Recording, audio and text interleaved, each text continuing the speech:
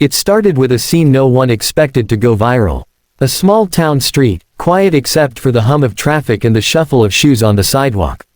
Then came the tension. A woman in a wheelchair, leather jacket patched with the unmistakable wings of the Hells Angels, was being cornered by two officers.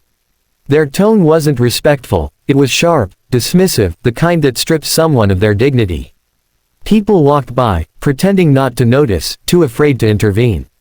And then, just one man stepped forward. He wasn't a biker, wasn't a cop, wasn't anyone you'd think would get involved. Just an ordinary guy in jeans and a faded hoodie, holding a grocery bag. But something in him couldn't stay silent.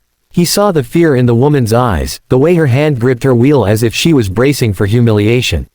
He put his bag down and stood between her and the officers. His voice trembled at first, but it grew stronger with every word. She deserves respect. She's not a threat, she's a human being. The cops didn't take him seriously. They smirked, muttered warnings, and tried to push past him.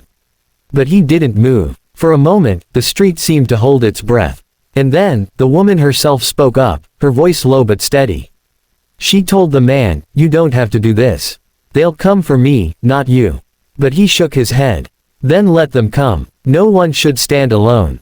What neither he nor the officers knew was that this woman wasn't just another biker. She was a respected member of her chapter, loved by a brotherhood of riders who valued loyalty above all else. When word spread, fast, like wildfire, that she'd been harassed, the Brotherhood responded the only way they knew how. One by one, engines roared to life. First a handful of bikers, then dozens, then hundreds. Within hours, the town that had turned its back on her was rattled by the thunder of motorcycles. 250 bikers, leather and steel shining under the sun, lined the streets. They didn't come with violence, but with presence, the kind that couldn't be ignored. The man who had defended her found himself surrounded by giants, men and women with tattoos, scars, and eyes that told stories of battles no outsider could ever understand. Yet, instead of intimidation, they offered him gratitude. The leader, a gray-bearded biker with a voice like gravel, clasped the man's shoulder. "You stood for one of ours when no one else would.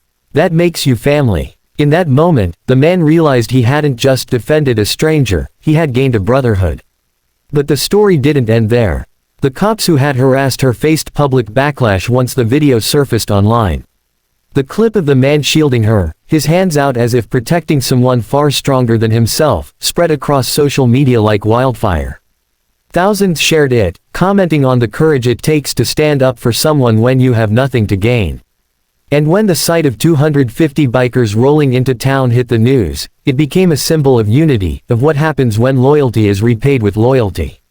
The woman herself became a voice for resilience. She opened up about her accident, how she lost the use of her legs, and how the Brotherhood never left her side.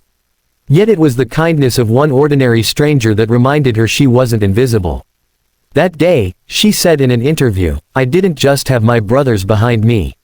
I had a reminder that there are still people in this world willing to fight for others without asking who they are." The man admitted later that he was terrified in the moment. But fear didn't matter, what mattered was doing the right thing. And that's the heart of this story. You don't need to be a soldier, a biker, or a cop to be brave. Sometimes, being human is enough. So, if this story moved you, let it remind you that courage is contagious. That kindness ripples further than we can ever imagine. And that when you stand up for someone else, you may find an army standing behind you.